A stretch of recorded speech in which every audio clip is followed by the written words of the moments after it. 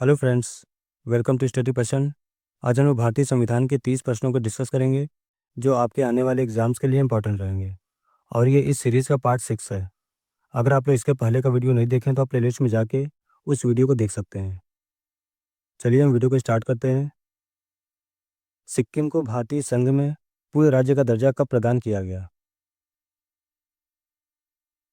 तो इसका option A सही हो जाएगा, 1975। फ्रेंड्स ध्यान दीजिएगा, सिक्किम को 36वें संविधान संशोधन अधिनियम 1975 के द्वारा भारत का 22वें राज्य के रूप में पूर्ण राज्य का दर्जा दिया गया। नेक्स्ट, भारतीय संविधान के किस अनुच्छेद के तहत धार्मिक स्वतंत्रता का प्रावधान है? तो इसका ऑप्शन सी सही हो जाएगा, अनुच्छेद 25। फ्रेंड्स ध्यान दीजिएगा, अनुच्छेद 29 अल्पसंख्यक वर्गों के हितों का संरक्षण, अनुच्छेद 26 धार्मिक सभाओं से संबंधित है, अनुच्छेद 25 धार्मिक स्वतंत्रता से संबंधित है और अनुच्छेद 24 कारखानों में बालकों के नियोजन का प्रतिषेध है। नेक्स्ट, संविधान के किस अनुच्छेद के तहत राष्ट्रपति वित्तीय आपातकाल की घोषणा कर सकता है?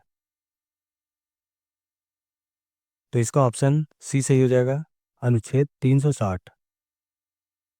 फ्रेंड्स ध्यान दीजिएगा, अनुच्छेद 352 राष्ट्रीय आपातकाल से संबंधित है, अनुच्छेद 356 राष्ट्रपति शासन से संबंधित है, अनुच्छेद 360 वित्तीय आपातकाल से संबंधित है और अनुच्छेद 368 संविधान संशोधन की प्रक्रिया से संबंधित है।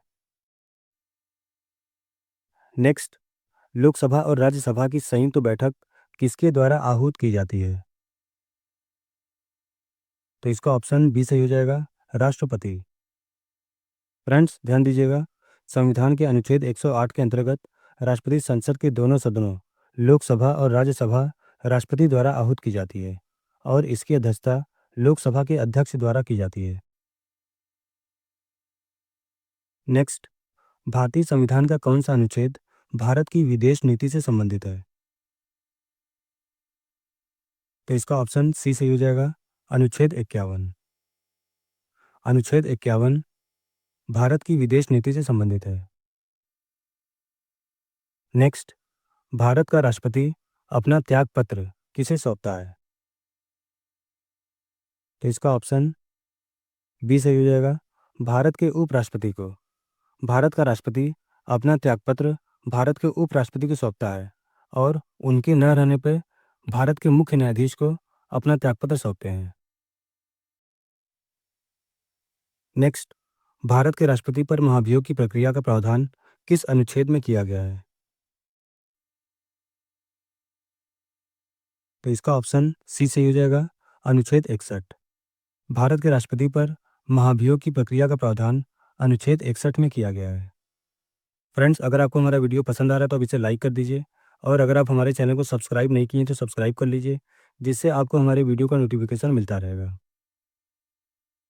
नेक्स्ट, सर्वसम्मति से निर्वाचित होने वाले एकमात्र राष्ट्रपति इनमें से कौन थे? तो इसका ऑप्शन डी सही हो जाएगा, नीलम संजीव रेड्डी। नीलम संजीव रेड्डी एकमात्र राष्ट्रपति जो सर्वसम्मति से निर्वाचित हुए थे। नेक्स्ट, भारत के संविधान के अनुच्छेद 300 के अनुसार भारत की सरकार का कानूनी नाम है। तो इसका ऑप्शन सी सही हो जाएगा, the union of India.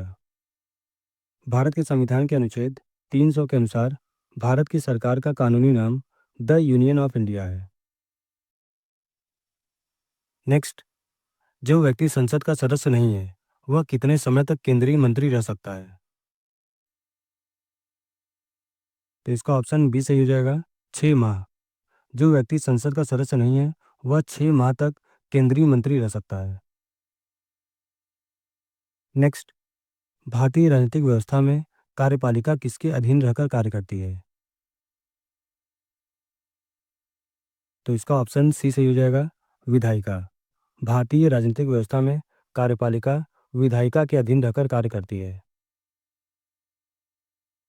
Next, भारतीय संविधान का कौन सा अनुच्छेद नागरिकता से संबंधित है? तो इसका ऑप्शन बी सही हो जाएगा, अनुच्छेद 5 से 11। नेक्स्ट, भारत के किस प्रधानमंत्री ने उदारीकरण, निजीकरण और भूमंडलीकरण की नई आर्थिक नीति घोषित की?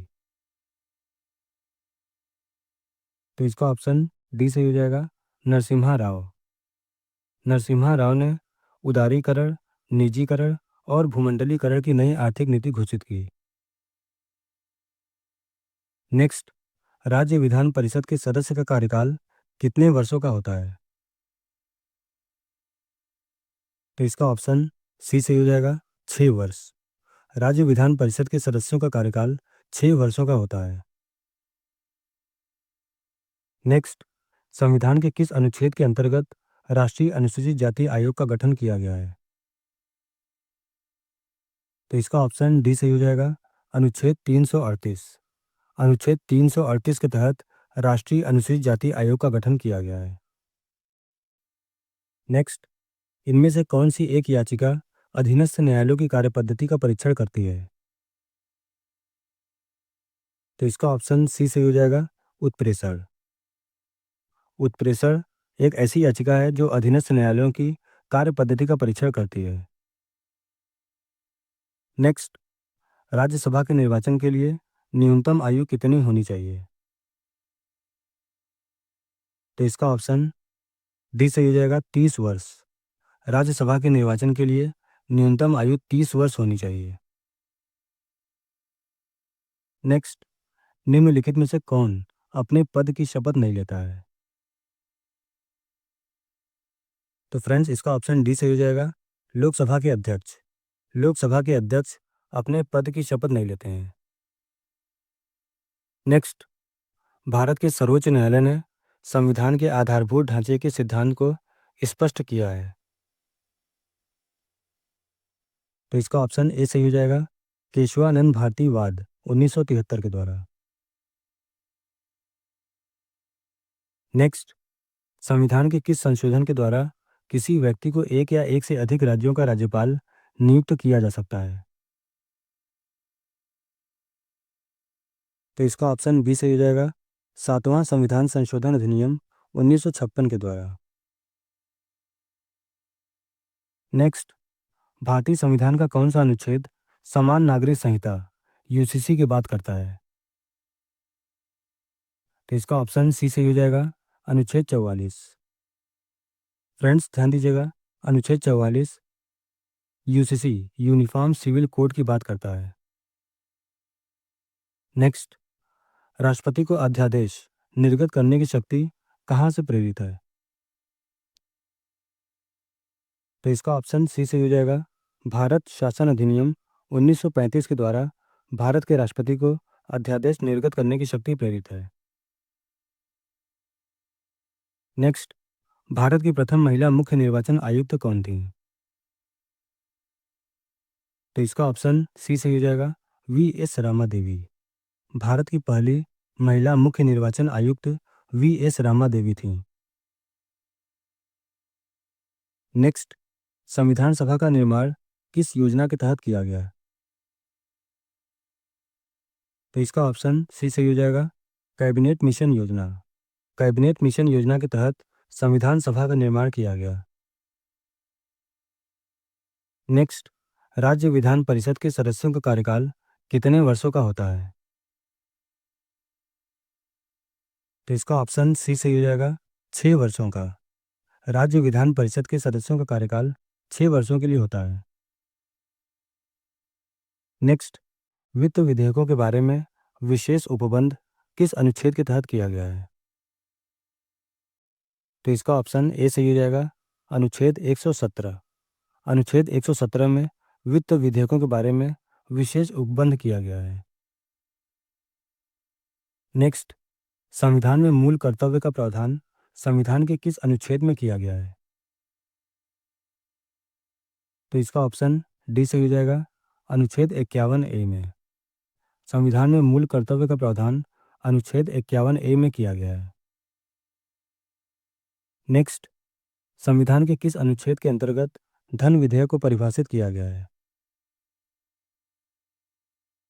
तो इसका ऑप्शन बी सही हो जाएगा, अनुच्छेद 110। अनुच्छेद 110 के अंतर्गत धन विधेयक को परिभाषित किया गया है।